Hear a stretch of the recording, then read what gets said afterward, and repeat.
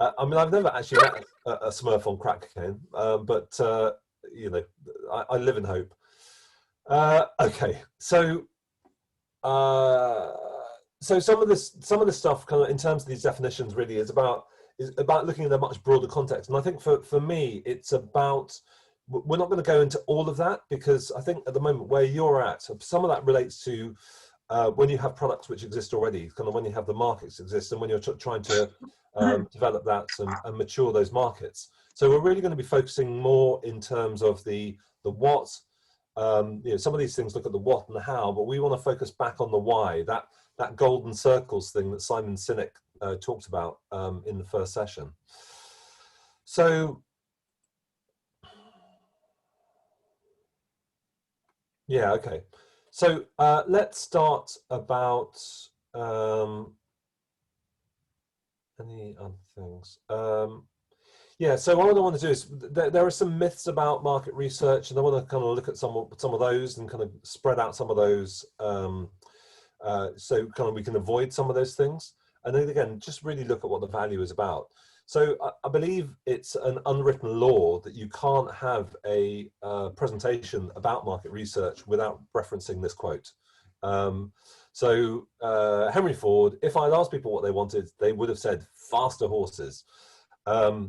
And in a way, it's kind of a shorthand justification for all sorts of conclusions. And then quite often that quote will get backed up by the sainted Steve Jobs of, it's really hard to design products by focus groups. A lot of times people don't know what they want until you show it to them. And again, it kind of like it backs you up, because it goes there, well, I'm identifying with the genius that is Steve Jobs. And it sort of reinforces this idea that customers know nothing, you know, and if the customer knows nothing, it kind of means I can do what I want with them. And then you can back it up with another one of, people don't know what they want until you show it to them. That's why I never rely on marketing research.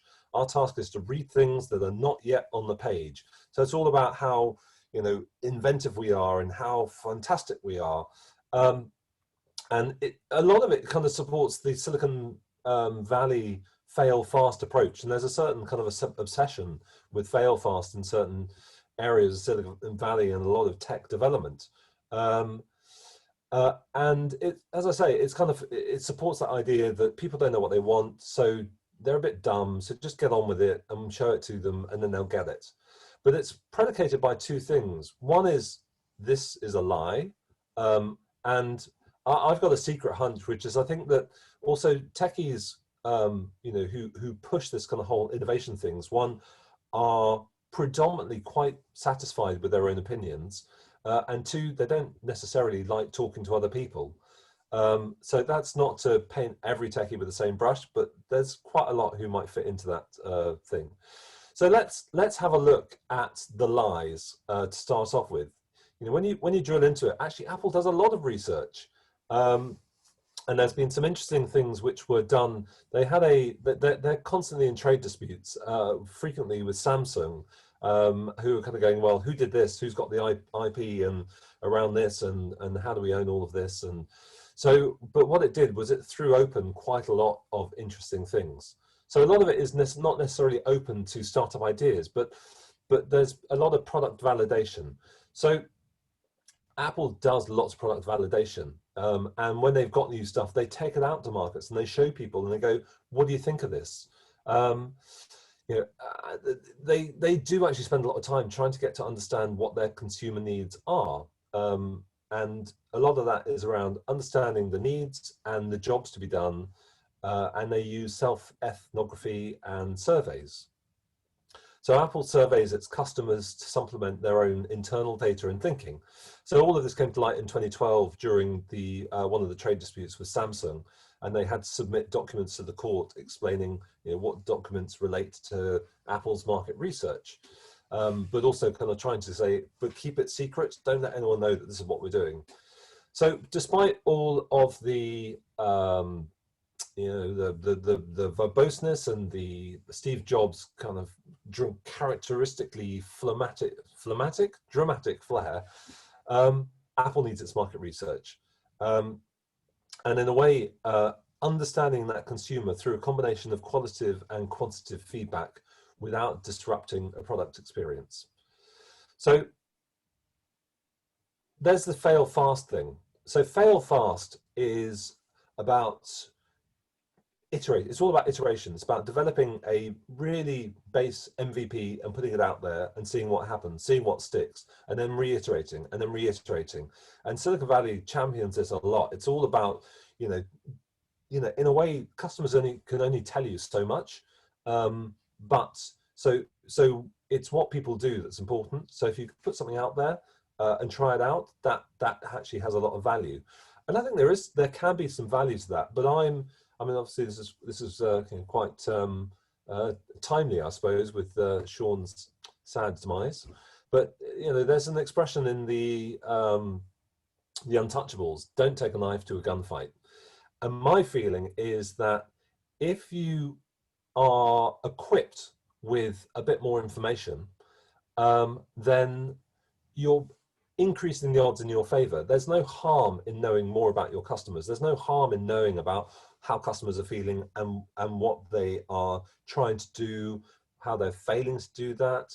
And so the more information you get, it's not to argue against getting something out there, but the more you know about the customers, the better chance you've got of that being right in the first place. So that's what this is about, really. It's not to say don't try an MVP out, don't adopt some of these methodologies, don't be lean, all those sort of things. But I think the more you know, the better chance you have of getting things to stick in the first place. So, market research doesn't always work. It's only as good as the questions you ask and what. Sorry, John's just let John back in again. It's kind of down to what questions you're asking, and you need to understand trying to get the right sort of questions to ask is very important. So I think that one thing is people know what they don't like for a start. They can't. I think that there is some validity in the whole kind of jobs thing, is that you can't get people to tell you what they want, but you can tell people people can tell you what's not working for them at the moment. Your job is to try and interpret that. So they can tell you what they don't like. They can tell you what they're trying to do. They can tell you what they're trying to achieve, and they can express the frustrations. I mean, people love talking about the things. People love moaning, really.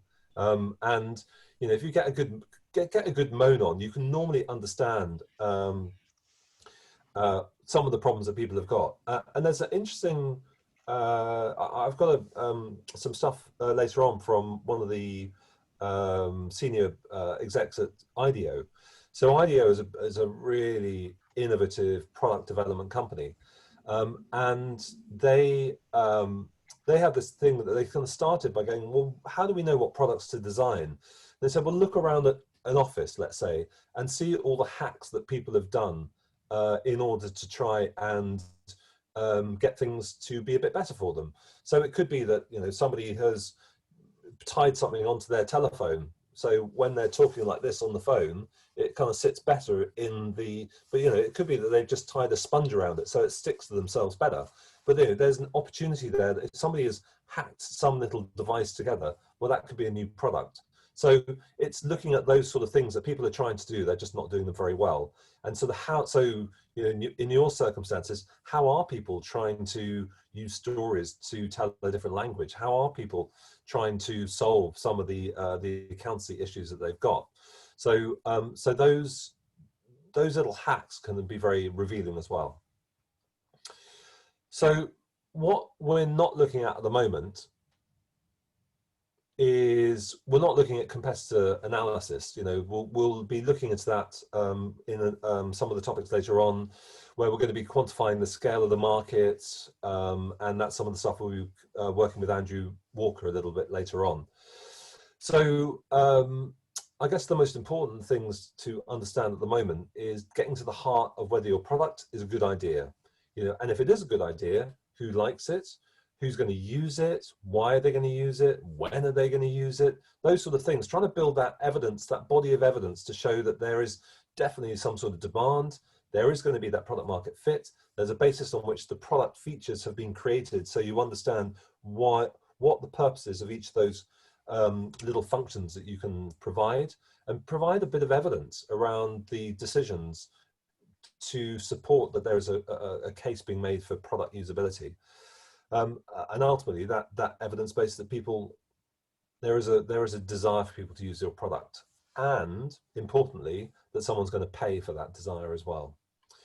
So this is the purpose of doing this as well is one, it's peace of mind for you, but all of this will add weight to future investment as well. So if you get to the stage where you're looking to go out to the market and get investors, whether that's through equity investment, whether that's through loans, whatever that might be, that this sort of stuff, having the evidence to back up your proposition, so this isn't just my idea, look how many other people agree with me, will help in putting that in. It's the sort of thing that investors will ask for, and the bank will definitely ask for.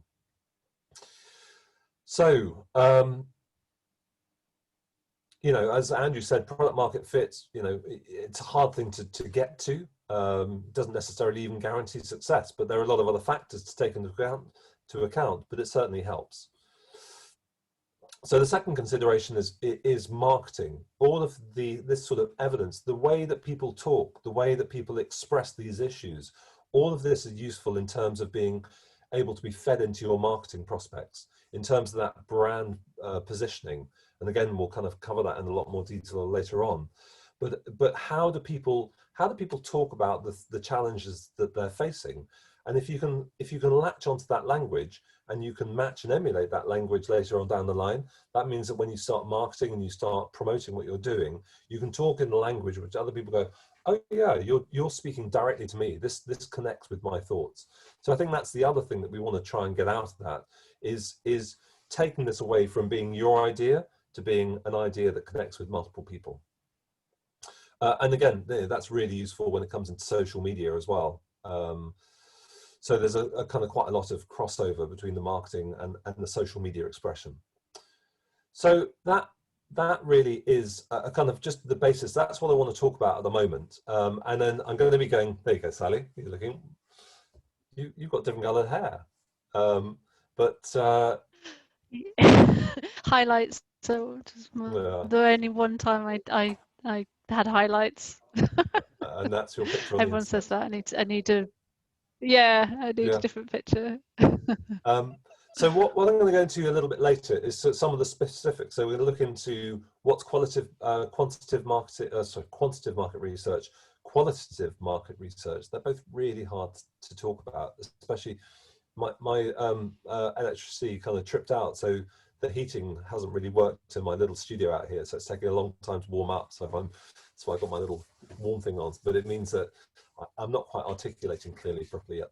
So so we'll come on to that, and then we'll look in different types of how you can approach this. But I just thought before we got going, it would be great to talk to Sally and just find a little bit more in terms of her experience. And kind of do it as a bit of a Q&A. And please feel free to chip in and ask questions. And it's not just me asking them. But I'll kind of start things off and just go, Sally, so you're the proposition lead at Ordnance Survey. Yep. And so you were brought in to start developing products and to push the, Ordnance Survey is a fantastic product basis, but it's a government department that needs to make a profit, as I understand it, and it is actively very commercial. So you went in and you found there was a lot of product ideas, and they weren't necessarily right. So how do you go about sort of trying to work out whether the product, whether there's going to be any appetite for the things that you're developing? Yeah, I mean, many companies, it's not just Ordnance Survey, because they are expertise in the area that they operate in, have this bias or this belief that they know what's right, because what made them famous is that they developed a capability and it has sold, and that expertise generates value for them today. However, when you're trying to do something new or different, none of that expertise or knowledge or assumed knowledge is helpful at all. So the problem that many corporation companies have is putting their opinions of what works onto the world and then just spends an awful lot of time trying to convince people to think like we do. But that is a inside out approach. What I'm trying to do is unpick that knot without hitting the heart of the organization of we don't know what we're doing anymore, we're not geospatial experts. So the language I use is customer discovery. So Anthony referred to it, but I'm spending an awful lot of time immersing myself in the world of local authorities and utilities at the moment to understand their worlds. What are their priorities? What's important to them? What are their challenges? What systems do they use? So 90% of my time is building empathy and rapport and deep understanding of the people who we ultimately want to have commercial agreements with, whereas I'd say 99% of the time before my function existed was spent talking to those same people about how smart we are, how great our technology is, and why you must get it. And the results are really telling. We haven't been able to sell any of our new propositions because nobody wants it in its current form, nobody understands it, and nobody is willing to give it the time to help us figure out how they might use it.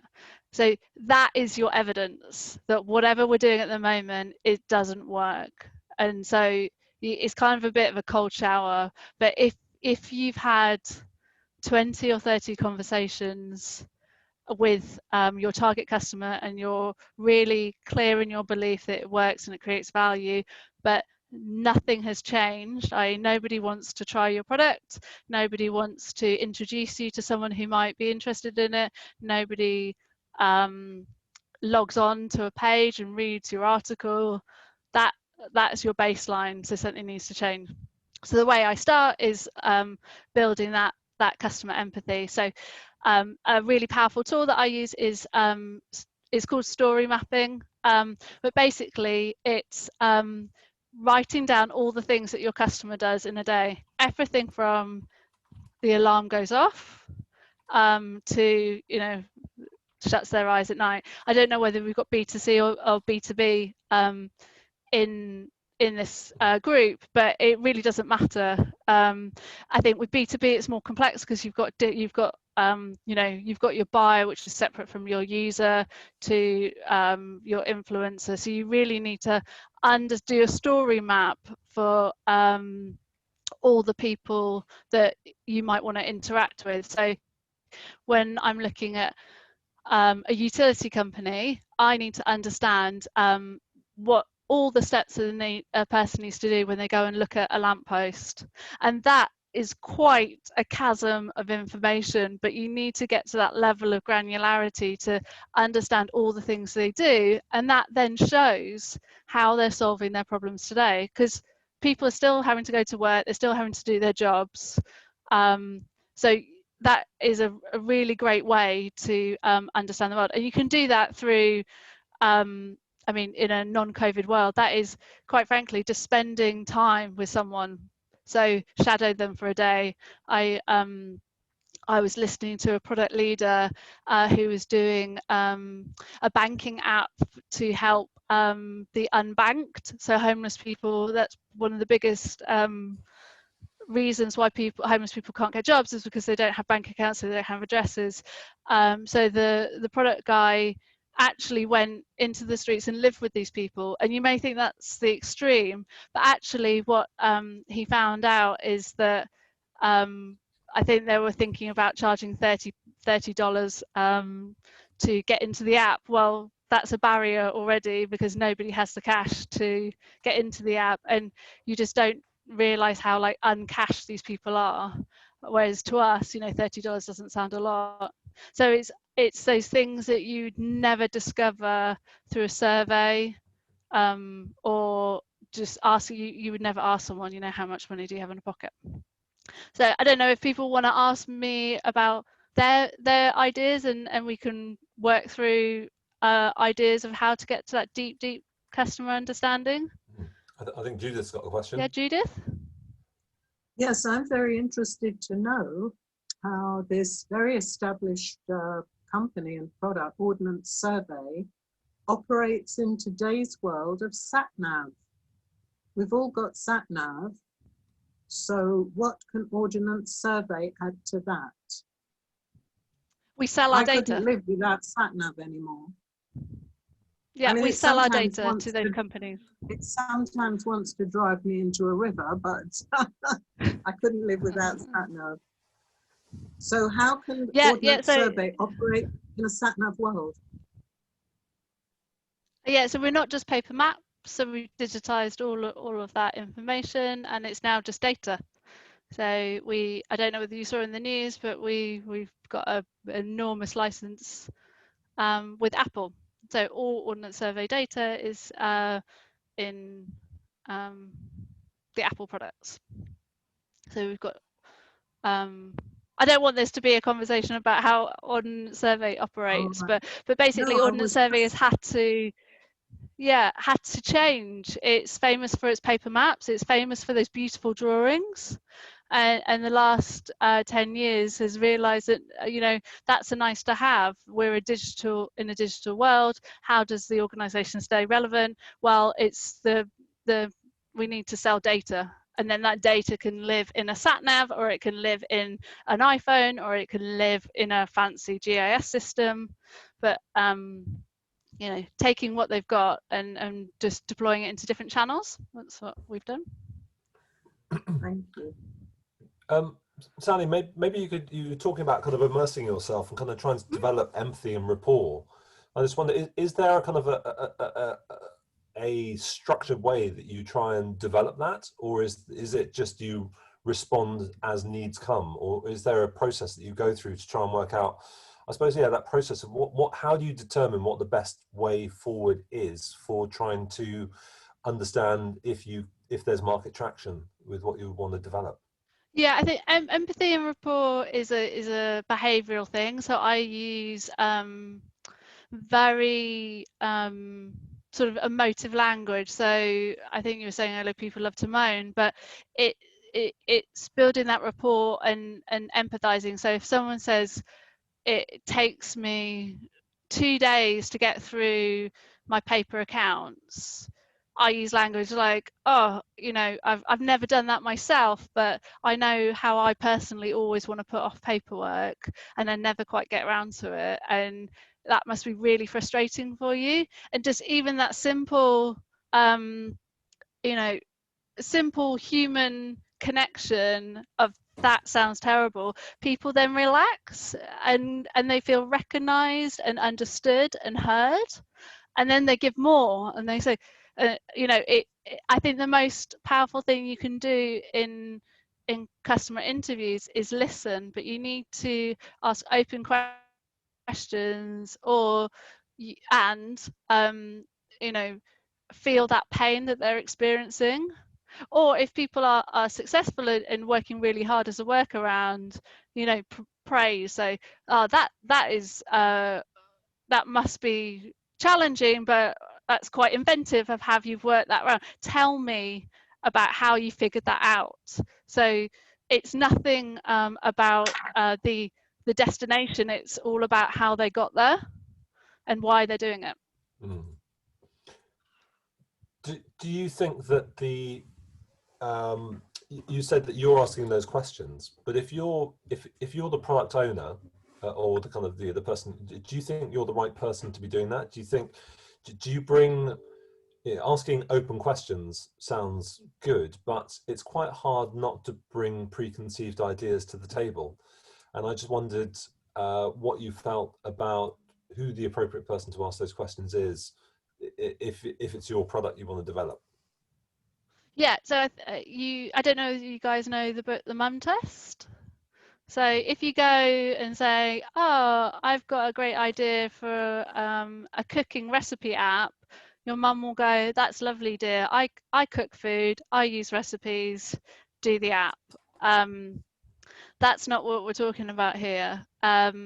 So asking those open questions about them and understanding their world and leading the conversation, but you must not lead it into your bias of the solution or what you're trying to do. So I ran a workshop recently, and I had four simple post-it notes. The first one was, what is your role? Like, tell me how your job, what do you have to do? Next one is, what are the goals that your role is trying to achieve? So that broader mission, and this is quite B2B, but you can apply it to individuals as well. And then, what are the systems and tools that you use to help you achieve those goals in your role? And then the final one is, what is hard about you using those systems and tools and what prevents you from achieving your goals that you're meant to do in your role? So that connection and structure is very well defined, but again, you're not talking about your idea and how you might solve.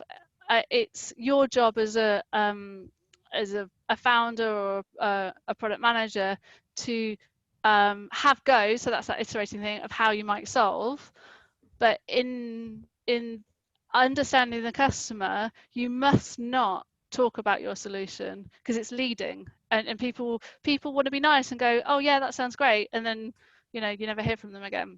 And then who are the right people? I think I've had my fingers burnt in. I've had the luxury of having researchers. We've paid a stinking amount of money to research agencies to do the research, but when the cookie crumbles and you're trying to solve, if you haven't heard that directly from the customer or your target users, you don't really understand the why. So insights is broken into two parts. It's the factual thing, what they said or what you saw, and then the insight, the magic, is like the why they did that or why did they say it. And if you haven't really seen the body language or you've understood the context or the framing, you don't have that richer understanding of your users. And while I was at an insurance company very close to where I live, I think you can guess which one, we did have a very fancy agency do our research for us, and the proposition has now launched. It's a new renters proposition, and I went into the final user testing, so we had a prototype and we were getting them to swipe through, and the customers were asking the agency, I don't understand this terminology. And the biggest thing for me that I heard is nobody gets the principle of insurance. Why would they do it when you can buy a new laptop cheaper? Why would you pay this money? And we didn't hear that.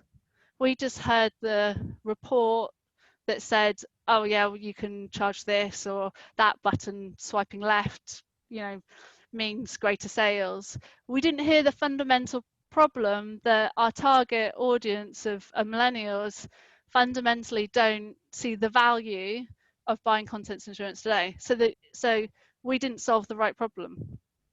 And this is all about solving the right problem that people care about, that are willing to pay for, because there's lots of problems out there. So by that, so is the challenge then the fact that you had somebody else, kind of independent party, asking the questions, or was it that you weren't in the room when they were asking those questions? Is it still valuable to have somebody else who divorces you and your ideas so that you can't bleed out leading clues no matter how hard you try, as opposed to just being in there and seeing, even if it's a frustration that the independent researcher isn't actually asking the question you really want them to ask at that time? Where does the balance sit for you? Well, I think for founders, you've got to do it yourself. The reason why big organizations don't do it themselves is because they don't feel like they have the expertise, and it gets all very scientific and complex, and you can use all these different tools, and it's just, quite frankly, a muscle you need to build as if you're wanting to create something new yourself, you need to be able to build rapport and empathy and live in the world of your target market. And if you have someone else doing that for you, I think you're one step removed. But you know, if you're worried that you might trip up and ask the wrong things, and it's all very hard, but all by means, you know, shadow. But if you never do it or you never try, you'll never learn. What methodologies do you find tend to work for you? Do you have them, or do you feel like the methodology has to be applicable to the question that you need answered? So yeah, that's so I am going through a bit of a like growth phase at the minute, because if you think about my training as a consultant, we'll sell the methodology and you just deploy it to different domains. So I was all about process structure, use your method, and actually what I've learned is that can be alienating or confusing if you're trying to push people through a process or a system that they don't understand or figure out the reason. We did a value proposition workshop with a very big telecoms company where we stuck to the process of you know, tell us all the jobs, tell us your pains and gains, and throughout the whole 2 hours the customer was like, sorry, what, why do you need to know this? I don't know all of this. And actually it put them in a deeply uncomfortable position where they felt exposed, and they didn't know all the things that we were trying to extract from them in a pure like information gathering exercise. And that is a prime example of methodology over customer empathy and understanding. But there are things that I use. I think the most powerful thing to do is problem framing. So understand what the problem is, who cares about it, and is it worth solving? And that's a simple, I think you had it there, that's a simple structure. Because if you don't know what problem you're solving, then you're just talking a lot. It's like quite a lot of wasted energy. And if people don't connect to that problem or have that problem, then you know, you need to gather information pretty quickly. And then, you know, this is the iterating thing. Okay, that's not the right problem, but through those conversations, you found another problem that's really not met and worth solving. I don't know if that answer the question. Yeah, so No. I've got a question from Carolyn and then come to Oh. Cecile. So Carolyn says, behavior economics suggests that 90 to 95% of customer decisions are made subconsciously. What do you think about this in terms of asking customers what they want, need, struggle with versus what goes on subconsciously? That's why you need to do the story map. What do they do without thinking? So what's the That's why story you map? do that.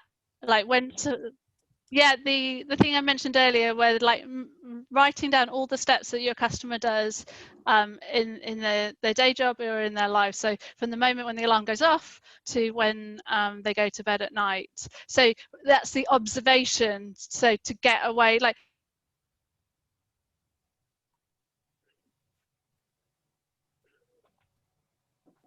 Oh no, we've lost Sally.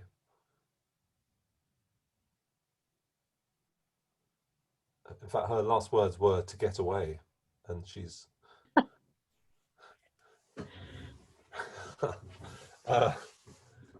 right. So I'm interested to know what the best way of doing that is. Kind of writing out the map is a kind of interesting concept, but how do you try and what approaches can you take to make that happen? Because that was kind of my follow-up question, is that if you don't have access to your target market directly, how do you kind of sit with them for the day and figure that out if you don't know every single step, especially if it's a new product? So like Cecile, who's doing story time things, how do you actually work out how they're going to actually use it and at what points, unless you're sitting with them, and how do you get access to that? That's not always possible. Yeah. With one business, I can see business to business where you're going to just be, you know, selling billion pounds worth of something. But when it's just a little bit, Yeah, which means a lot of the time you kind of have to guess, which isn't actually research. well, you have to ask the people. But then my concern is you ask people and then they don't want your job. They just don't want. But also, then people's memories are fallible, and research shows that the majority of the times we don't remember everything, and we only remember what we want to remember. And memories are plantable as well. So it's really tricky to kind of ask people what they've done when actually the large portion of the time they don't remember. And in focus groups, they often want to tell people what they remember based on what they want others to hear and what's socially acceptable within that group. So even focus groups can be misleading. Yeah. Oh, Sally's back. I'll leave you to ask her those questions. Sorry? No, I said I'll leave you to ask those questions if you'd like. No, you're going to have to ask those questions. You're much better at them. Oh, no. No, otherwise people just get bored of my voice if it's just me doing all the talking. So you gotta... Sorry about that. That's all right. Welcome back. So don't know what happened.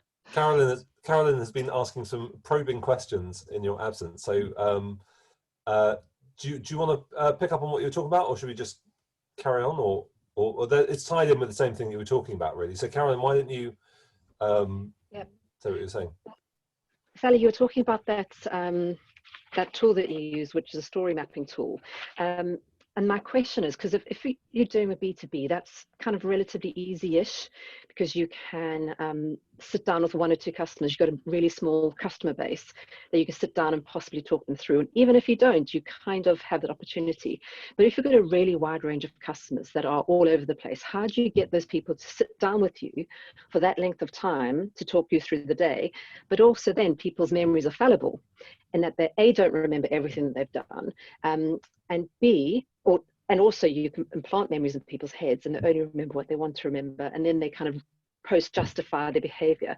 So how do you get that in terms of a storyline of their day when actually they often don't remember? And if they're in the focus group, they tell you what they think other people want to hear, not really what's going on. Yeah, so a couple of things in that. Let's not do B2B, B2C, let's do people. So I think what I'm hearing is you've got quite ubiquitous, you think you're trying to serve a problem to many different types, and what you need to do very, very early on is like zoom in on one very defined set of users that are really obvious and clear, and prove and solve their problems first, and then grow out from there. I think lots of people think that the way to launch products and markets is to serve lots of people all at the same time, and that's just impossible. So, and then in terms of people forget, there's in qual research, it's typically 5 interviews, and then you'll see trends within 3 if all your users are of the same type. So I don't think we've really touched on this, is really spending quite a lot of time in clearly articulating who your users are, and then doing 5 interviews of all the same people, because if I'll do an example for you. If we did ask a question of like, tell me how you got to work today. Now, if I'm going to give you $10,000, how would you get to work? In 3 minutes. What would you do? Someone might say, "Oh, I'll just get an Uber." And then you say, "Okay, next person. I'm going to give you £1 million to get to work. What would you do?" I'd get a jetpack and fly. Actually, what you've learned from that is fundamentally people need to make a decision and transport themselves somewhere. It doesn't matter whether it's a jetpack or an Uber. So the problem they are solving is the speed at which they're getting to a destination. It doesn't matter how they get there. So that is the most important problem around speed to person. It's quite abstract. You'll see those trends very quickly once you talk to very similar people. Yeah. Does that make sense? It does. I've got another question though, because you say you need 5 focus groups, and out of those you'll see trends in 3. No, individual people, not focus groups, because you're right, in focus groups they'll either go, that person said a smart thing, I'm gonna like be even smarter and say I do this, when they might not. These are one-on-one conversations where you can build that rapport. But anyway, sorry, carry on. No, I was just kind of saying, well, and because with Ordnance Survey, wherever else you worked, obviously you have the finances and the budget to be able to do that kind of research.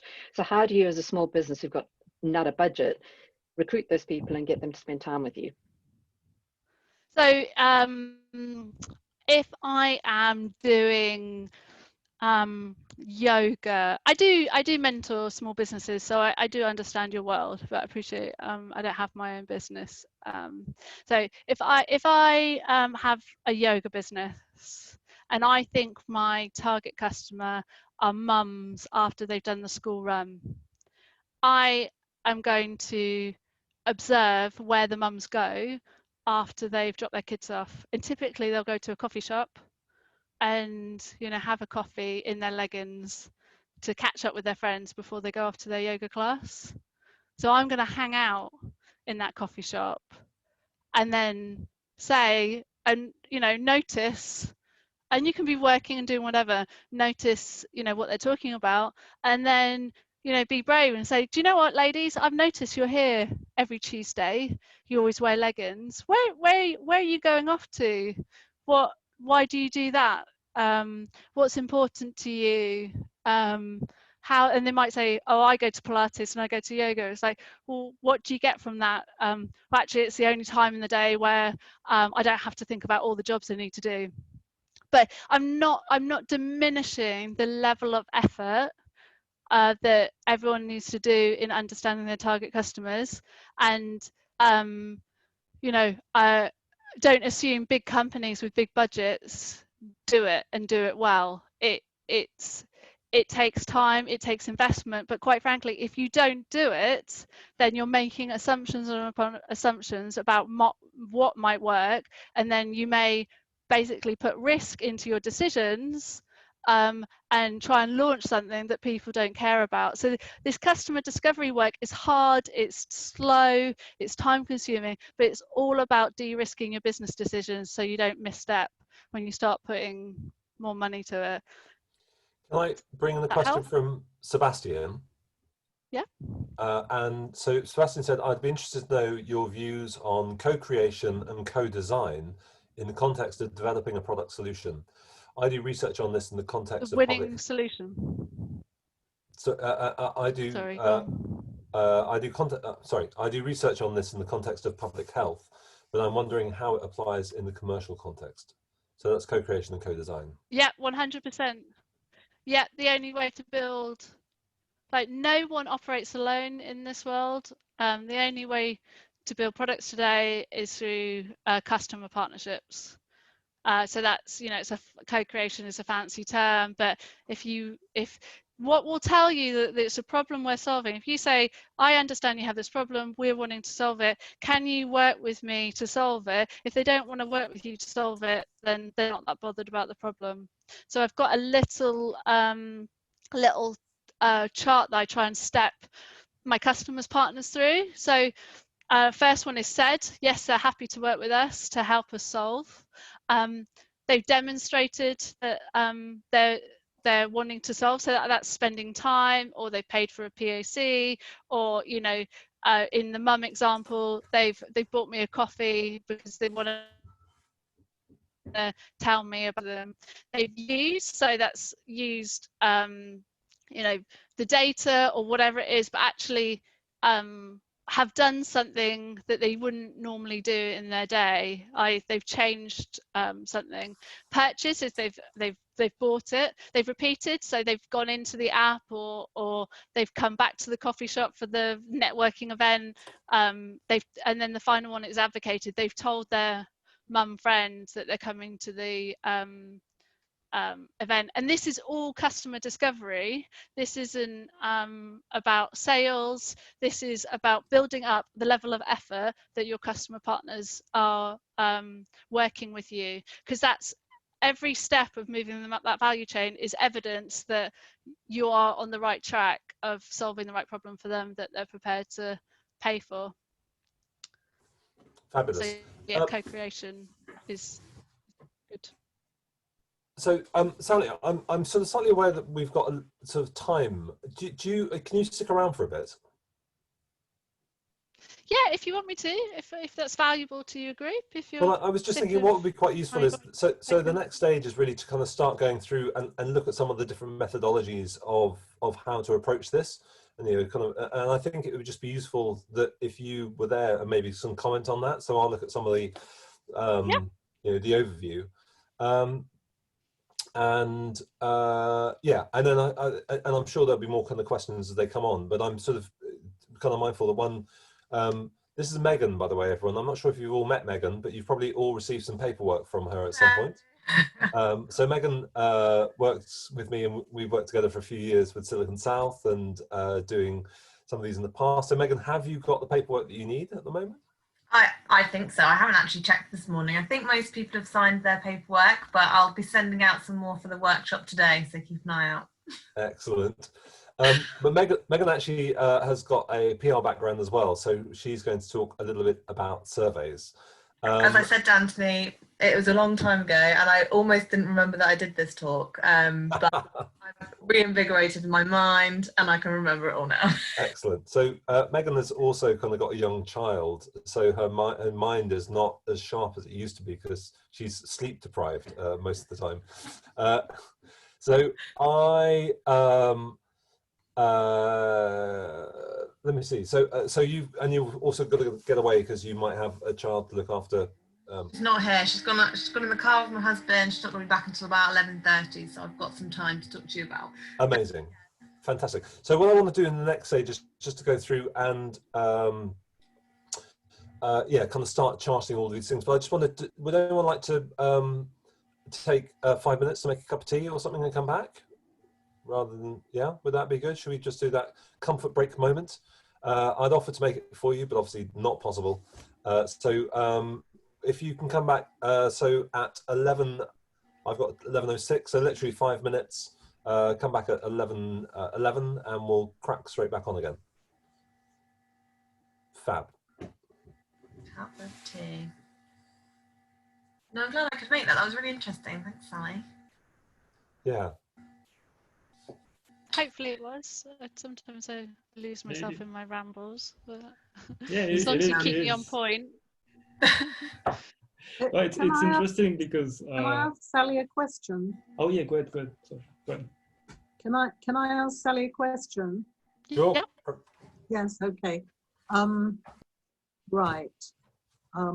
What I found in introducing new products in the past, of which I have a lot of experience, moving into a new field, I'd be very appreciative of your advice with this.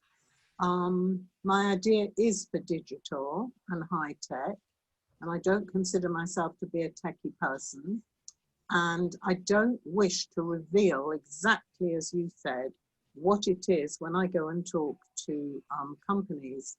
Now, what I found in the past in putting the DMU, the decision-making unit together in a company, is that I may have made a meeting with maybe 3 or 4 people, and then someone else will just swan in late without my knowledge, who is the very high-tech person, and will be able to shoot down anything we discuss in flames. And I wondered if you'd had experience of that and how you deal with it. I have been successful in the past, but I have one example of when it wasn't successful, when I was introducing another high-tech company into a big NHS organization, and I had about 5 people there who I thought were going to make this, and probably the IT officer came in, and what happened was they took the idea and the product and they overcomplicated it. Can it do this? Can it do that? Can it do the other? And it basically killed it. So I'd be interested in your take on that. Thank you, Sally. That's I all hope right. you understand where I'm coming. I I hope I've completely. been articulate. No, yeah, it's a My world. my background is mainly B2B, B2B, not Yeah. B2C. And the idea I have is B2C. But I'm very interested to hear what you've got to say. I think in any world, so let's make this ubiquitous to the rest of the audience, but say if I was wanting to solve a problem within Formula One fans, they will want to rain on all the expertise and knowledge, because it's that I feel important and I'm relevant and I'm really smart. It's this human nature where people want to like justify while they're in the room.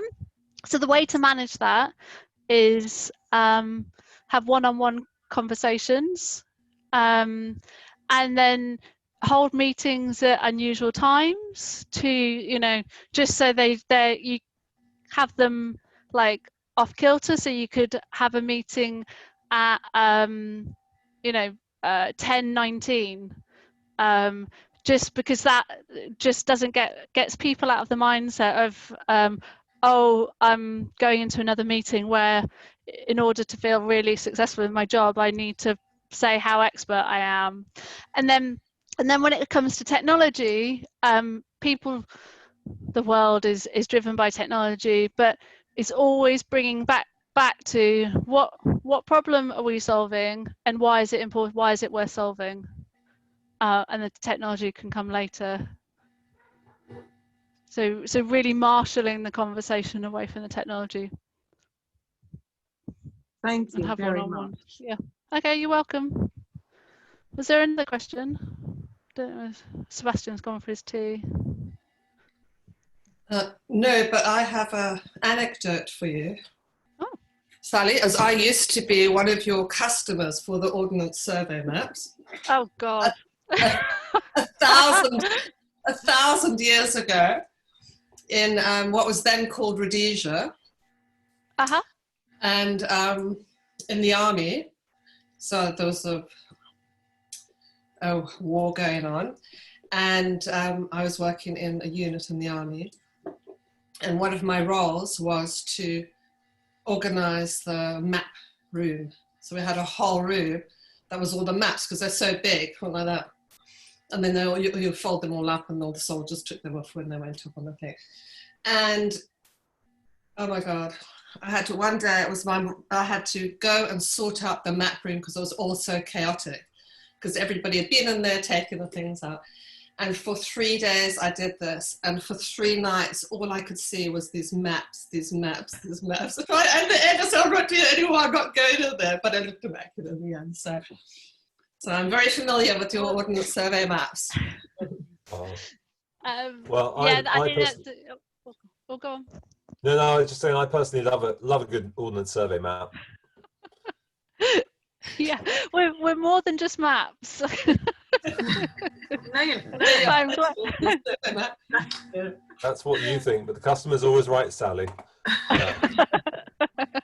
Can I just tell Sally one very quick last thing before we start again? Okay, but please be just quick. very, very quick, 10 seconds. Sally, I don't know if this is going to be helpful to Ordnance Survey, but SatNav cannot cope with roads that are closed and roadworks. I have very true experience that I'm not going to bore you with, but SatNav can't cope with roads that are closed or are having big major works done. Okay. Yeah, we're looking to solve the dynamic information problem, but yeah, it's quite a challenge. But yeah, thank you. So right, let's push on forward. So different approaches to market research. So Sally mentioned both of these before. So there's quantitative and there's qualitative. Can you see the screen, by the way? Is that up? Yep. Yeah. So quite often known as qual and quant. And then there is also primary and secondary research. So what I want to do is to trot through some of these and give you a little bit more idea of what they are, what that means. So we'll start off with quantitative. So quantitative is good for product validation, trying to build some level of statistical certainty. And so what you're looking to try and do is to produce some results that bear statistical analysis, some meaningful percentages, and can be evaluated by significant tests. So let's start with a few, I wrote all of that up.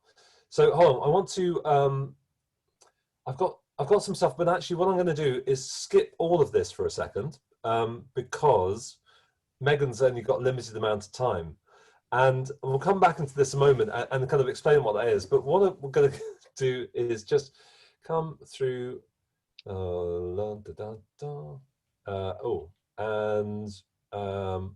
here, and we're going to go into qualitative research. We'll come back to quantitative in a moment, because qualitative is actually probably more relevant for where you're at the moment.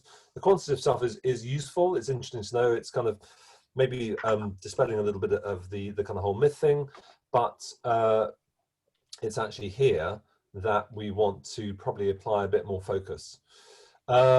So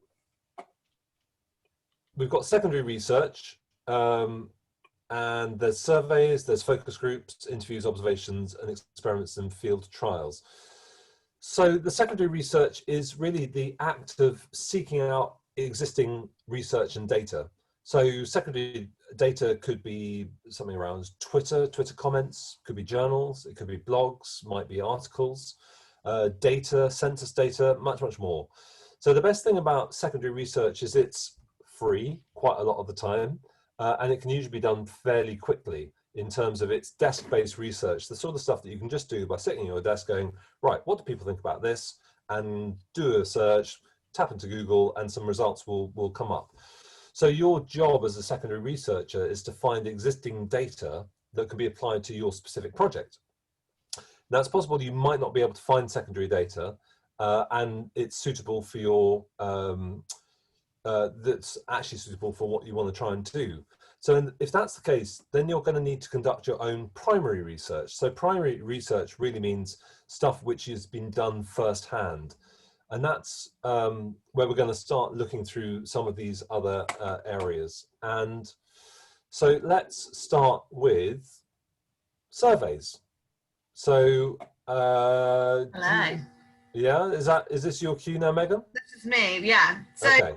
I just want to talk to you a little bit about surveys, because as Sally said before, you can't be speaking to somebody one-on-one, but if you're a little bit later down the line, then there are some useful tools that you can use to gather data from people that you've already spoken to, especially, and kind of looking at why to do a survey and why not to do a survey is really important. So you want to do a survey to find out something you don't know. You don't want to try and validate your preconceptions. You don't do a survey to kind of prove to your business partner that you're right. Do a survey because you want to find out some new information. You can also use surveys to educate or engage your audience. So if you're a new product and you're looking to let more people find out about you to gauge their interest, then continue some more conversations on down the line, then a survey can be a useful tool to kind of introduce yourself. It could also be used to discover new ideas. So again, like Sally was saying, find problems that you didn't actually know existed, and to get more, it's all about getting more information and more knowledge from your audience. But yeah, don't do it to trick people into giving you their information, because it's just annoying, and don't do it just to avoid picking up the phone or stalking your customers in a coffee shop, like Sally would suggest. Make sure that you're doing it for the right reasons. Can I go to the next slide, Anthony? Shall I jump in? Example Yeah. where I've used a survey. Yeah. So I don't know whether you saw our insurance company LV launched car insurance product for electric vehicles, and then we wanted to, once we had that group of customers, we were like, what else can we do for them? And the easiest thing would be to email all of our existing customers and say, what other things do you want from electric vehicles? But we didn't do that because you won't be surprised that nobody wants to do a survey from an insurance company. So actually what we did is we partnered up with another company that was looking to do electric vehicle subscriptions, and they built a survey jointly with us. This is that partnership model where it was are you like an electric vehicle suitability questionnaire, where it was like, tell us how you get to work, how often you drive, how often you go on a long trip, and then it went into a little calculator and it said what electric vehicle you might be most suitable for. And the reason we did that question in that way is because we knew that the biggest like prevention to people buying electric cars was range anxiety. So actually the survey was designed around helping people get the right information, that actually 200 miles, which is the average battery life, you can do a whole week's worth of commuting. But at the end of that, like you know, helping them understand, we had 5 simple questions around like, how do you think people charge at the moment, and then at the end is like, would you like we're working on new products around electric vehicles, would you like to be part of a community where we can ask questions? And we had quite high sign up because we provided value to them at the beginning of the survey, where we helped them understand that it's not as scary.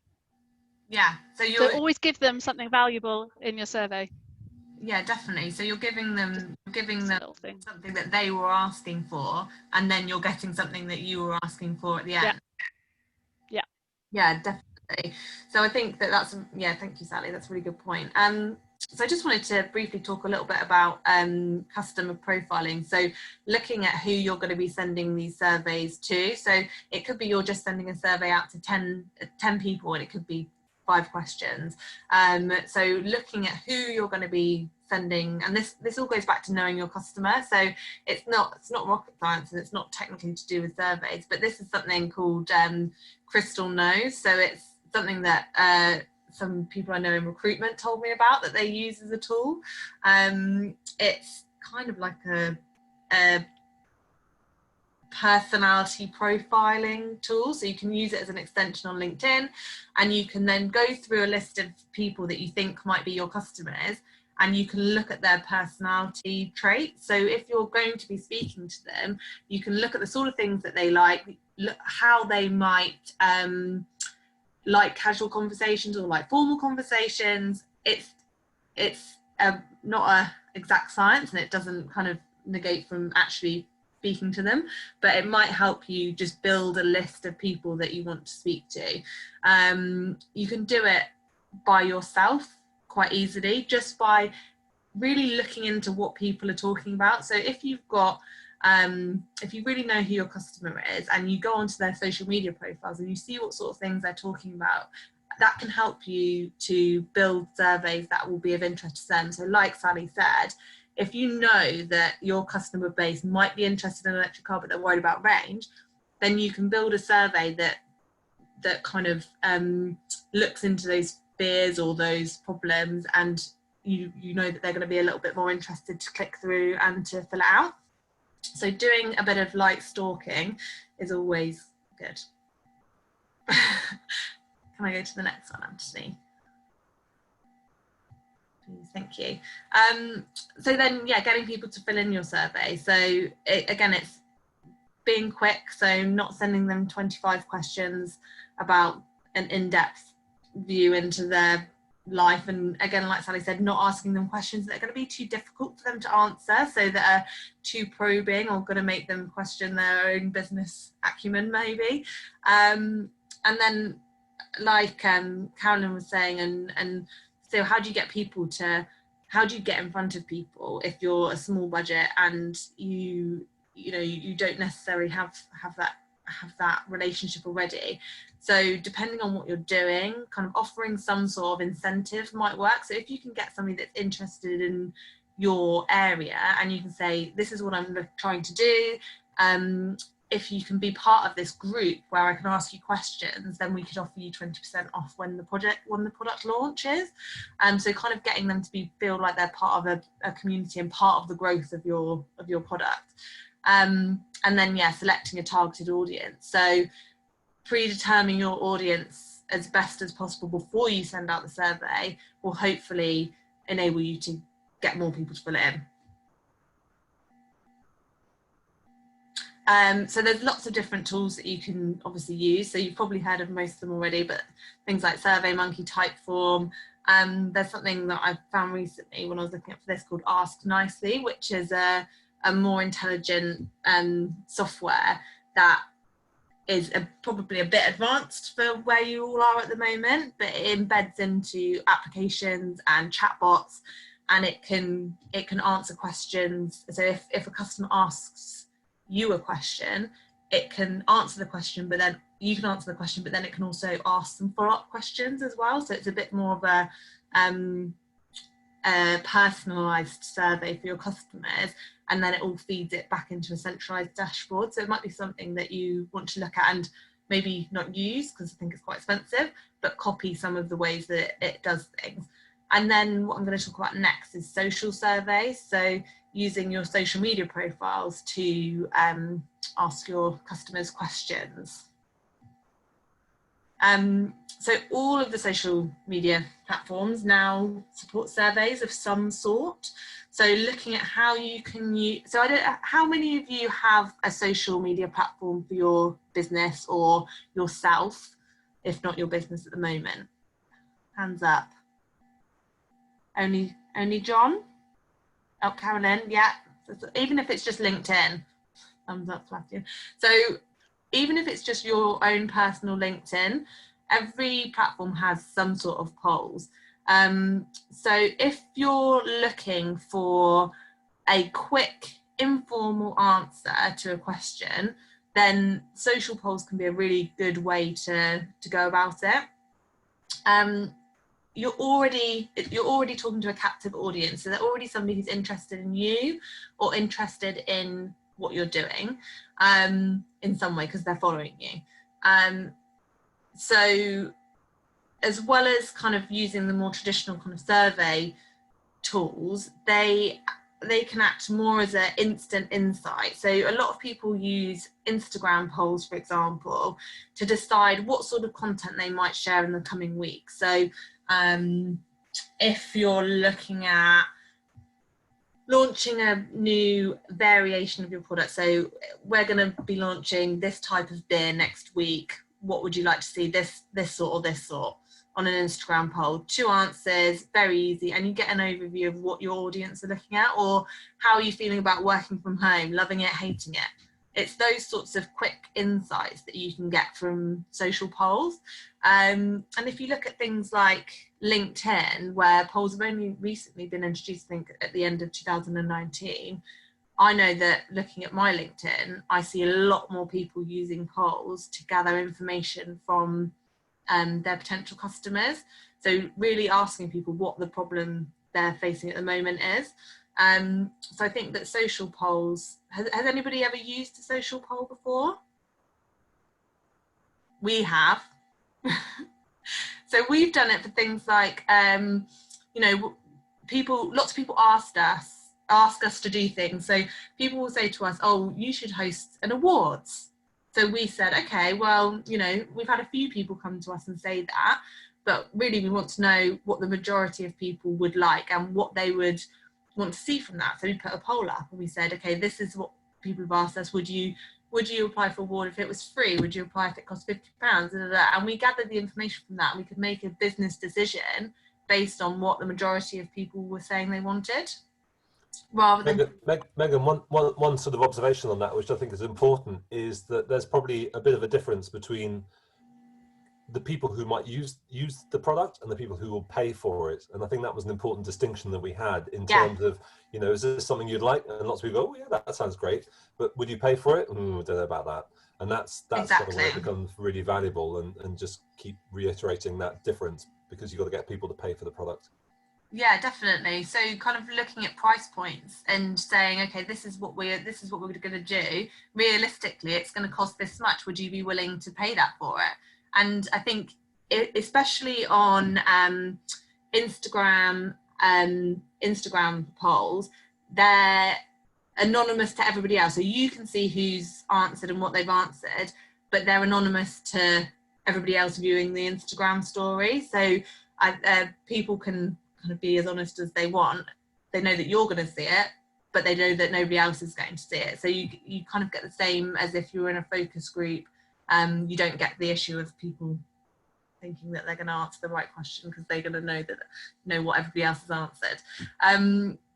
So yeah, I think that in general, the surveys are a really good way to kind of capture information and be able to really look at the data afterwards. But you need to know who you're asking the questions to and what is going to be in it for them to answer them. So either it's just they're already interested in your product and it's a quick and easy thing for them to do. So they like you, they want to help, and they want to kind of share their knowledge so that they can get a better product in the end. And that's kind of where social polls come in. Or like Sally said, you can do a slightly longer poll and make it valuable for them by giving them something that they want. Does anybody have any kind of questions, or has anybody done a survey before that has worked well or hasn't worked? I know we have. After an event, we've done a survey before that was just too long. It was, so we only probably had about 50% of people respond, and the people that responded, filled it in, and it was really useful information. But afterwards, we realised that survey was too long, and we've kind of reinvigorated it for this time, and we've done a much shorter survey, and more people have responded. So it's those sorts of things. You're always going to make you're going to make mistakes when you're doing things like this. And it's important to just learn from them and say, okay, actually next time, let's do it this way. But I think from where everyone is at the moment and kind of the stage that you're at, that like Sally said, if you can offer something back, I think that's a really good idea. And also that there's, people quite often, it doesn't have to be, quite often what you offer back can just be the results of the survey. So, kind of one thing which is very popular that people do is, how much do you earn? Kind of like comparative salary rates, which, if that's useful, then people fill that in because people want to know what everybody else is earning and whether they're at the right level. And if you promise to publish those results, people will chip into that. And if you do a kind of more in-depth report and say, we'll send you a copy of this report at the end of it, then people might, get something back from there. So it's kind of feasible just to use the results as being that reward that you might be able to give back. Yeah, there's an accounting agency in Southampton, the WOW agency, that do a agency benchmarking survey.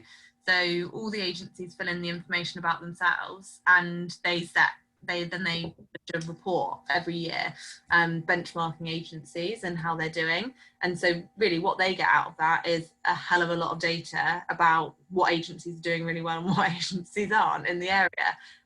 But what agencies get out of it is knowledge about their competitors and their market. So it's worth it for them to fill that survey in.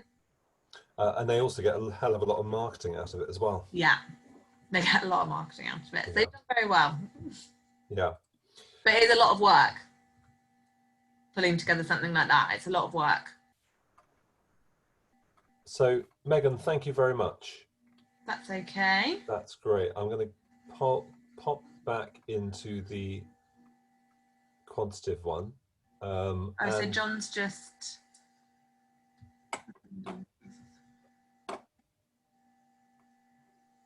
John asked a question? Well, then it's oh yeah, go on, John. I was going to try and type it, but it was quicker. It just reminded me that what I'm sort of setting out to do is a kind of social research. So I put together a proposal to the university, to their student project bank, because I saw this process of talking to people. So I'm going to focus on focus on the Boscombe area, and the purpose to set up these kind of transition hubs, sort of. So you've got groups of people on each street get together. So we're looking for people that are willing, that are engaged, fully engaged, and interested enough in the idea to actually step outside of their sort of comfort zone and start exploring their neighbourhood and talking to people. Because I saw this as being an iterative process, in that you couldn't really get to know people in one hit. So I thought that knocking on neighbours' doors idea might work. So if it was done something like monthly, and because the whole project is a kind of longitudinal kind of research project, in that you're trying to capture where people are at in terms of their attitudes towards sustainable lifestyles, and then identifying what their customer profile is. But then I was sort of inspired by films like Groundhog Day, where you can ask people the same question repeatedly, and then each time you ask it, you can ask a better question, and you can sort of work out how to sort of get them to fall in love with you even. So anyway, the discussion around being a lot of work, and me not quite knowing where to start, I've sort of thought about the university I'm actually trying to find a research partner to sort of try and help me put this together. In fact, Sally just mentioned about investment in Boscombe at the moment, and that's what I'm angling for, is a partnership. I want to sort of try and develop a partnership with I think it's called the Inspire or the Aspire project. So there's a lot of, and the university is partnering with that. I guess if that's going to be your customer, if effectively the council's going to be your customer, then your first step, I imagine, would be to speak to them, ask them some questions. So if that's going to be, so you've got your users who you kind of, I guess, would be the population themselves. You can kind of look at it in two ways. So you need the council support to be able to do it, but you need people to want to do it. So you need to find out if people want to do it, and you need to find out if the council want to support it. So I'd say before getting the uni involved in doing the research, it's talking to those two groups, and then going to the uni, if you wanted to say, I've discovered this as a problem. We do to spread the word a bit further, I guess. Well, yeah, I suppose I've thinking about value, sort of vision, mission and values and all that. I sort of thought I'd find common ground with these other endeavours and say, wouldn't it be useful to all of us if we could understand our demographic better, and hopefully combine to sort of the sort of market research process, we could refine it iteratively. So anyway, that just popped up into my head, and if anyone's got any thoughts on that or ideas beyond what you've already said, Megan, I'd be grateful. Yeah, definitely. That's my child. All right. That's it. Thanks, Megan. I'm probably going to have to go. It was really nice talking to all of you properly, and follow up on email if you need anything. Thank you. Bye, guys. Right. Okay. So Sebastian also had to pop out. And hello, Tracy. Welcome in. I know that you're there in the background. So look, I'm going to just kind of looking at time. I'm going to just trot through quantitative quickly, just to kind of give you a little bit of a background on it. So I think I've said all of this before. So just kind of some examples of what quantitative really means is that here we are. So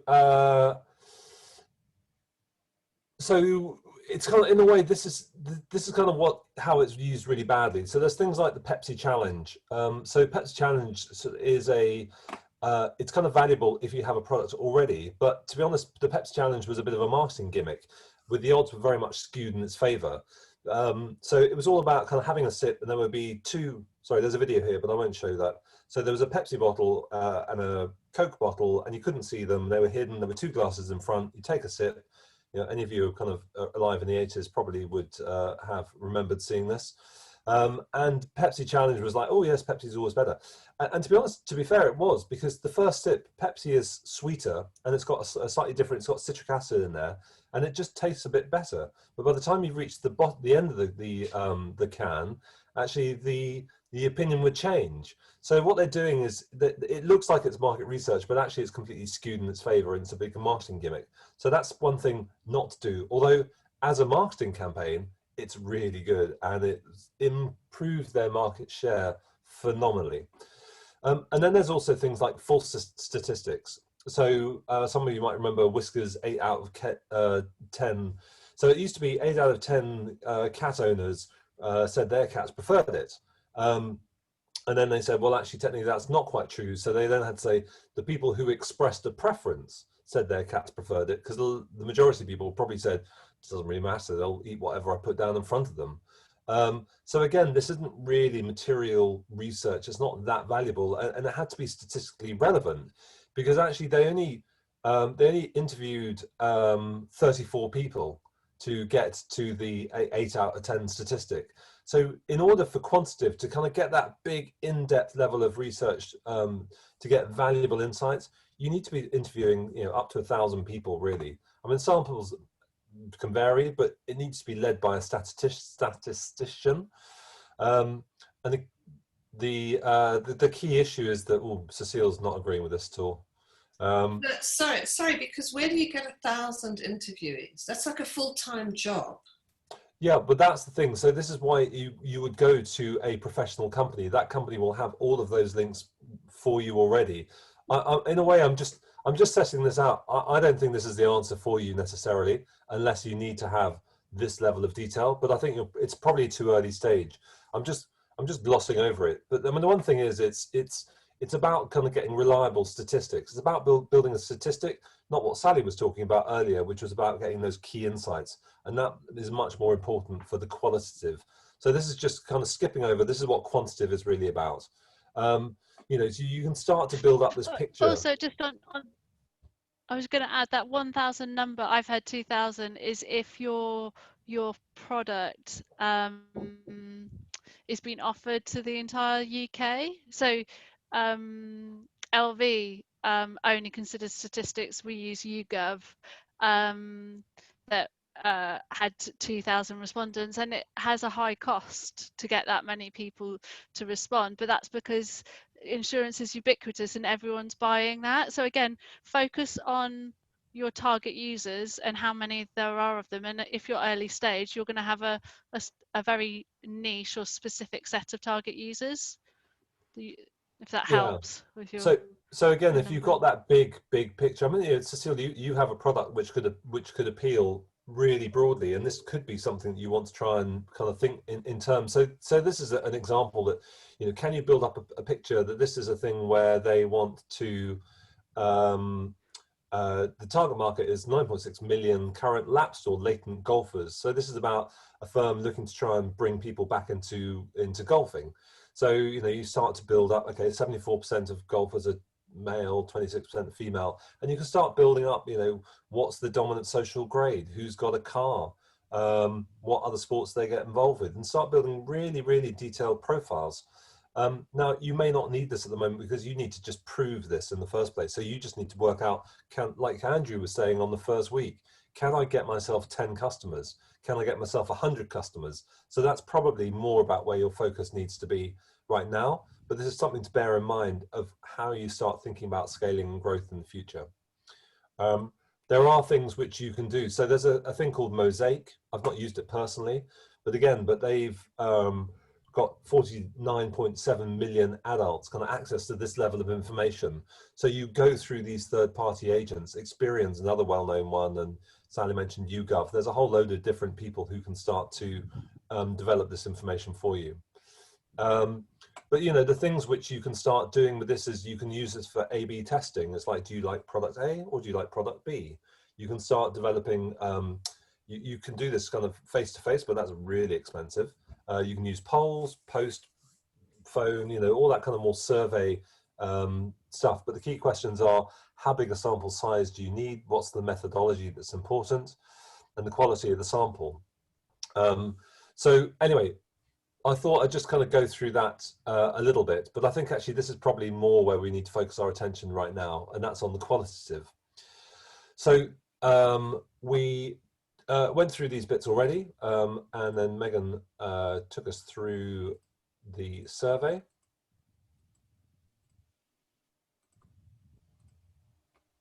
Right, so let's kind of go on and look at a few other things that you can do. So this comes back in some of the stuff that Sally was talking about earlier on, sort of experiments and field trials and actually trying some things out.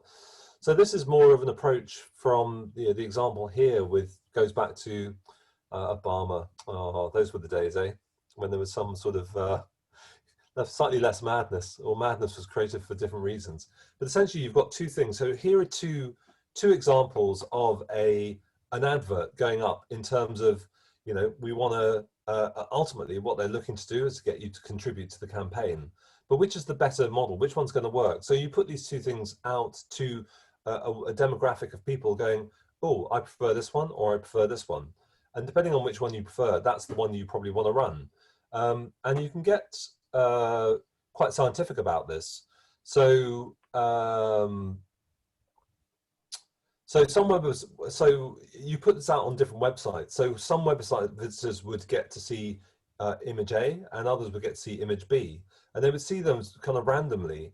And what you can start to do is to measure what response you get back into that. So it's not about going out and asking people, it's just placing this as an advert, doing like a paid for advert through Google, let's say, for example, or a Facebook thing. You could do this in Facebook, and you could put different representations of what you're trying to do and see what the response is going to be. So what you can do is you can see which approach is going to perform better for you, and you get a true emotional response in the way that Carolyn was talking about earlier on. Because it's subconscious. It's so people don't have to, this isn't about understanding what people's motivations are necessarily, it's just seeing about how people respond. So putting something up in there in a way gives you some sort of blind trial. So that's one thing to consider. Another thing to think about is to think about observation. So observation is again the thing that Sally was talking about, shadowing, seeing what people actually do in their day-to-day jobs, going or in their day-to-day lives. So there are two categories here. One's about strict observation, and that has no interaction with the subject at all, or some observation with a level of intervention or interaction between the researcher and the subject. So the benefit of this technique is that you can measure actual behavior as opposed to what people tell you is how they behave. Because again, like Carolyn said, people don't know how they behave. They just respond and they do things. We're not measuring ourselves in our day-to-day lives. We think we know, but we constantly lie to ourselves. And in fact, Carolyn, you could probably do a full session on this just in terms of kind of what you know from your, so Carolyn's a psychologist, Sally. And just, you know, in terms of the level of understanding you've got on that. But the one thing that we can agree is that people don't do what they think they do. They don't act how they say they'll act. So having that level of observation is really interesting.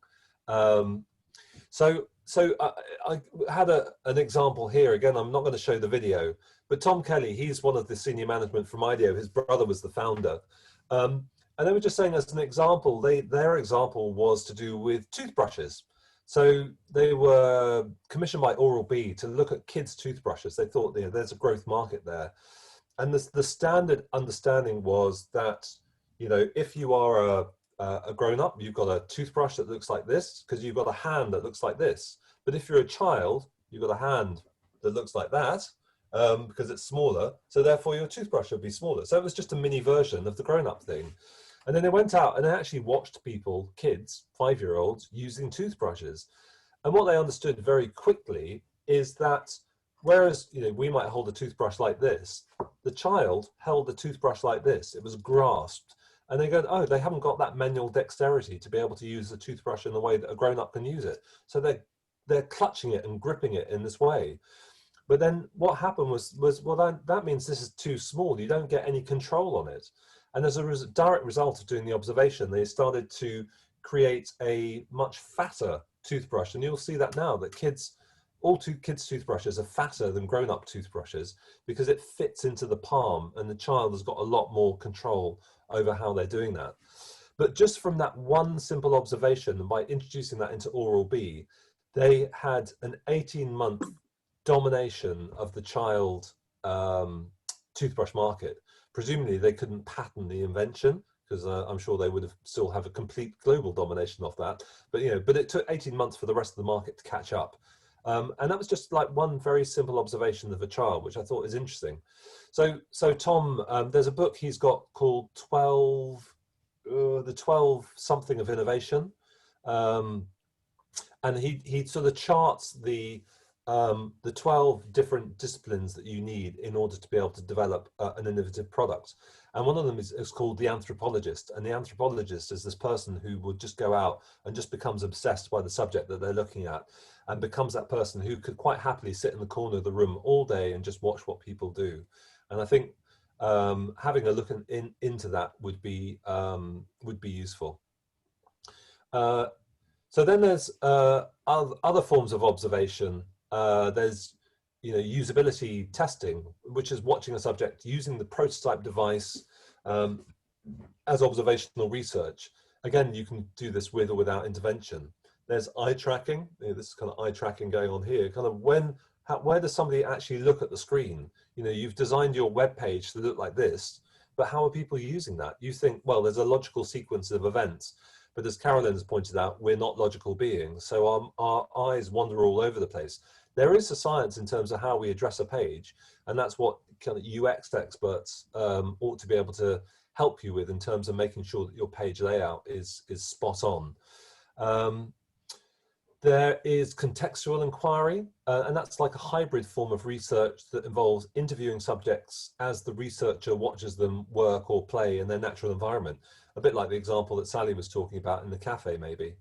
You can do in-home observation, just being in the home, watching family members go through a routine, in-store observation around shoppers, and there's the mystery shopper thing, which is about hiring a regular person to go into a store and pretend to be an everyday shopper, or you being that person. But it's not just about shopping. I mean, that would apply to any user experience. How do you go in fresh to that user experience? And to put yourself in the shoes of the person that you want to actually try and engage and support. Focus groups. So Sally, so focus groups, essentially you get sort of normally from 4, maximum of 8 people in a room, usually with an independent facilitator who is going through the questions that you want to ask, and again, no leading questions. It's interesting to kind of get a snapshot of people. But Sally, you were kind of mentioning some things about this earlier on. What are your thoughts about focus groups and the efficiency of them? I mean, has anyone watched An Uncivil War? The dramatization of Brexit. The political decisions are based off focus groups. I mean, it's a tried and tested market research technique in big industries. I just think you get groupthink. Or you get people that want to be disruptive. Like it's not a real world scenario. You're putting them in a lab and you're asking people things in abstract. So it has its place, but I think for early stage companies it's quite hard. What I prefer is like communities, and maybe I'm just doing a bit of a tweak of the language, but if there's a Facebook group, there's all sorts of Facebook groups, but going back to my yoga example, a Facebook group about yoga, like you can just search for the group and then join the community and then see what people are talking about, and then you can ask questions, and that can be your focus group without doing it in such an abstract clinical way. And again, just watch the things that they're talking about. A great community I'm part of is the Riverford. They do fruit and veg boxes, and you know, every time you get your fruit and veg, people take pictures of their aubergines or whatever and say, oh, it's this one's so wonky, or like, isn't my avocado enormous? But actually within that, sometimes you get Riverford asking questions, or you get the community like sharing recipes. So it's not, people are wanting to be there because they love veg and like avocados. It's very middle class, but so it's not an abstract community for them. It's very natural. It's where people want to be, and therefore they're quite happy to share information. But I'm not saying that focus groups don't happen and aren't done. I mean, I quite like focus groups to some extent, but I think the important thing to do is to be able to recognize when the conversation is being steered in the direction by a particular individual, because there is something around the chat can help prompt people to have ideas they wouldn't necessarily have thought of otherwise. But it's quite useful to be able to feel like, okay, the conclusion that you've got actually might be wrong if people are trying to come to a conclusion in terms of what they want. But the discussion in terms of how they get to that, I think that can be quite interesting. But being aware that there are, you know, quiet types and there are dominant types, and quite often that dominant type, there's a whole load, again, there's a whole load of research around this in terms of how easy it is to influence a group just by having, you can have conversations about capital punishment, and you can get a whole room to agree, who all before they started said, oh no, capital punishment is wrong. By the end of that conversation, if one person absolutely insists that capital punishment is right, people will agree with that in the end because it's just easier. So it's just being aware of what the limitations of that are. Maybe another way to look at it is the interviews. So again, that's kind of more one-to-one, or sometimes two people, and I think two people can be good, especially if it's with young people, because you are in a less intimidating situation. If people know each other, that they're friends, I think that can be quite interesting. But essentially you can create free-flowing conversation, and it's constrained around the general topic of interest, or it can be very structured if that's what you prefer, with very specific questions. But you can control that conversation much more easily. And I think when there are two people in there, that they can kind of bounce off each other a little bit. And again, sort of, you can get those same level of prompts, but without the domination necessarily, because the people are, if people know each other from beforehand. So yeah, no, I've used kind of two groups, especially when I've been doing some market research for working with young people. And I think that sort of was a better way of it working. And again, I don't know, I think Sally's right.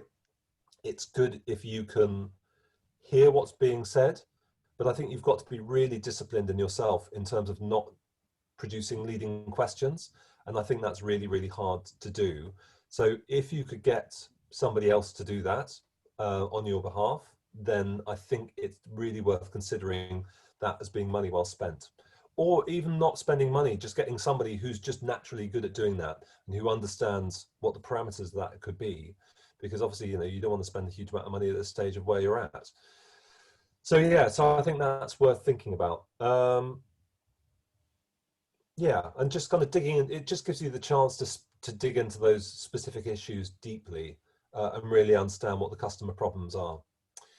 So anyway, there is a bit of a summary. Surveys, focus groups, interviews, field trials, observations.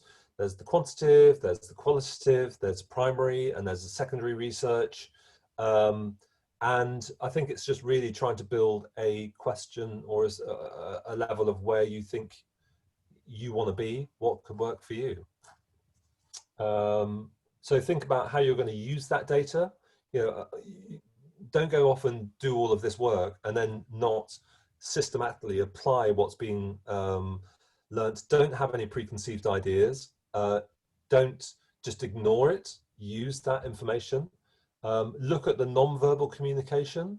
You know, all the things, the transcripts are great, but actually, like Sally said, it's about all those little things that when somebody goes, if somebody goes, I really like that, that's one thing. But if somebody goes, I really like that, you know, there's a lot of doubt in that really liking, but the transcript, you know, you can't get that out of that. Be honest, don't ignore inconvenient responses. Yeah, I mean, they can be really inconvenient, and it can send you down a different path. It can pivot you off. I mean, I've been working on something recently, and it's been really skewed off in a different direction by some of the responses I've had. Yeah, there you go. So questions. Oh, the template. So I've sent you a template, which it's not an official template. It's just something I've developed, which I emailed. Did you all get that yesterday, last night? Yeah. Okay. So that's just, you know, thinking in terms of trying to prompt you into thinking what could work for you, what's relevant for you. I like research. Now, if Andrew was here, he's much more just get out there and see what happens, and, you know, let the market dictate. But I come back to that, you know, don't take a knife to a gunfight. The more prepared you are, the better chance you have of getting it right and wasting a bit less time. And it shouldn't cost a lot of money.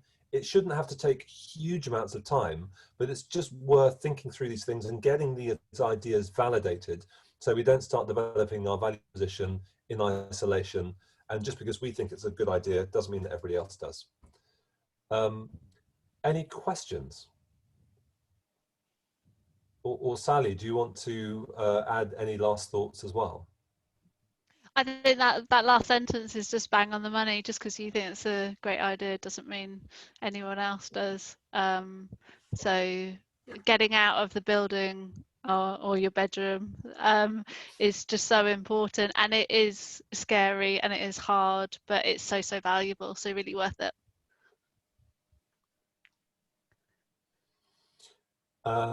So any thoughts, reactions? Judith? The quote, I found the most effective thing, most interesting thing that's chimed with me today is everything you've been saying, and Sally as well, and Megan. But what's really cut to the chase is Henry Ford's quote about faster horses, because it's about taking customized it, taking it off in a new tangent. And that's what you've been talking about researching. Very interesting. Excellent. Because I have a particular example in the field I want to go into, which is health. They're throwing billions and billions and billions and billions of pounds every year into the health market. That's the NHS, and it's not producing any particular, well, they think about any significant improvements. And I think there must be a new way of doing things. So that's where I'm at. Cecile? Yes, I just find it all too overwhelming, to be honest. I find that it's all kind of, because everything that you're going to hear is nothing what you have. So therefore you're going to shoot yourself in the foot.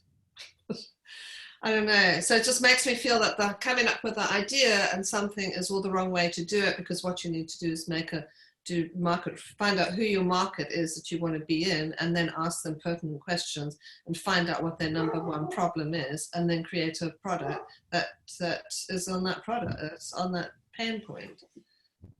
So there's no such thing as business ideas. It's all just, so I find that really, because everyone can know, well, that doesn't work. That's not, I don't want to learn it that way. I think that's boring. Sorry about the dog. Cecilia, don't be disheartened. It's about informing your path and progress. So it's like, it's not black and white. You know, if people say no, it's about understanding the why they've said no in the context. So I can share with you a little diagram. Like we all start with ideas, but this is about validating those ideas and where you should go next and where the value is. So don't think ideas are bad. It's just, you know, building on that idea and taking it in the direction that, quite frankly, people care about and will buy, because not every problem needs solving, unfortunately.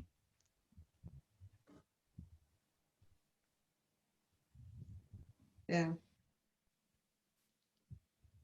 It's better to find that out in market research than after putting, personal money behind it and Yeah, you no, know, of course, but it just okay. seems to be because anybody can reduce anything or find some other solution.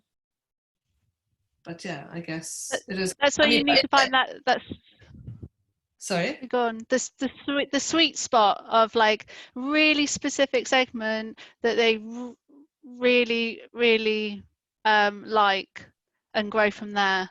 I mean, that we talked to the jargon word is product market fit, but like let's get super specific and super in the zone of this like set of users, and just solve that one problem. Don't try and solve all their problems. Okay. The thing with you, Cecile, is you've already had some validation of what you were talking about. You mentioned this before, that people have said, oh, that could be applied in that way. So I think the more that you can just build up that, I guess those steers from people going, oh, I would use that in this situation. This is how I'm going to use this. It just helps to validate what you're trying to do, and then it helps you prioritize what's important to them, and therefore it is more in terms of, like you say, not starting from scratch every time. It's just as Sally said, iterating, of going, okay, well, people seem to like that more. It's about creating those priorities. People seem to like that a little bit more than this, and just just trying to use this in a constructive way, where you're I think Sebastian mentioned earlier on, in terms of having that co-creation, that co-design, that you're building something in partnership. Just as an example, in the games industry, the video games industry, there are very few games which are built in isolation now. That what they do is, because they're really expensive to build, and if it fails, it's an expensive failure.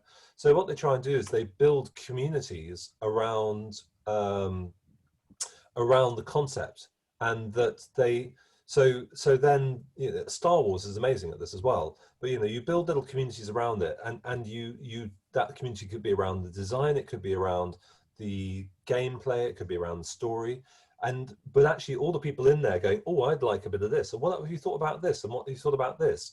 So you in a way, you're building the game with your eventual market in place already, because by the time you've built it, you've got all of these other people who are saying, who've already told you they want it, because they've told you how to build it. So they're going to be buying that already. So if you can try and create communities is a really valuable way. In fact, I didn't have it up there, probably should have that, because that's probably the best validation you can get, is by building something in cohort with the people who are most likely to use it. And if you can either tap into, like you said, the existing Facebook groups, and so kind of creating a little spin-off Facebook group of your own, or LinkedIn, or wherever, or Instagram, or wherever that place should be, it's really useful just to be honest, for your own sanity as well, of feeling like, I'm not building this in isolation. I do have people who are behind this, and they are helping me. So I think that's really worth thinking about, how you might be able to tap into some of that. Yeah, just to give an example of that, my friend renovated a van during lockdown.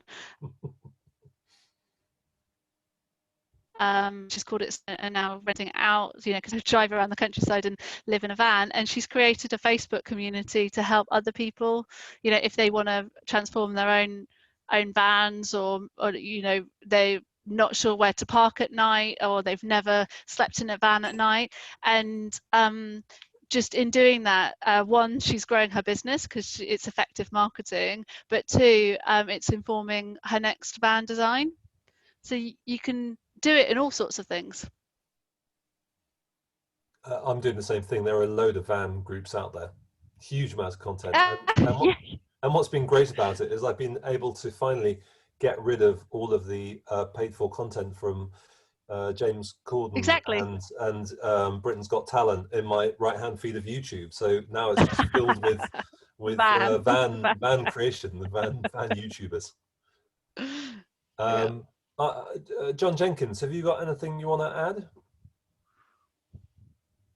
Yeah, I guess the Henry Ford thing resonates because we actually built version 1 of the product we're building now back in 2014, 2015. And I spent a lot of time talking to accountants that I knew and were supposedly the early adopters and the jet setters.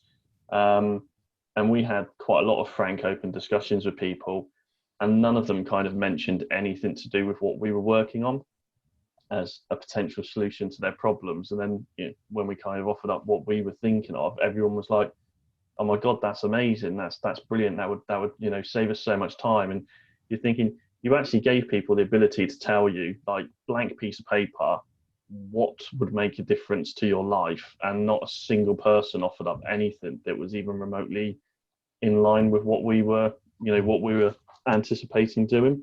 So that tells me that either the idea was crap and people were just humoring me, or sometimes actually, the best things to come up with are, worthwhile pursuing, whether it's something that people have bought into or not.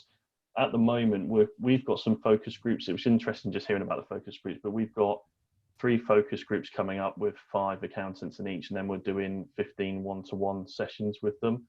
So thank you for the reminder about the mum test book, because I hadn't even thought about questions. I just thought I'd just have a chat with people and wing it, and see how the conversations went. But this is today. Just exactly this today made me think, look, there's no point spending all of that time talking to people unless I'm going to be asking the right questions and get some value out of it. So I do have that book on my shelf. Value for them.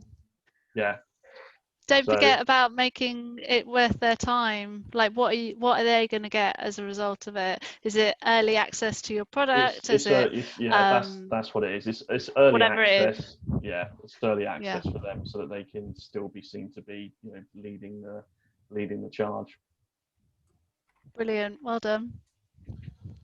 Fabulous. John Grantham, do you want to add anything else? I know you've said a few things already. But...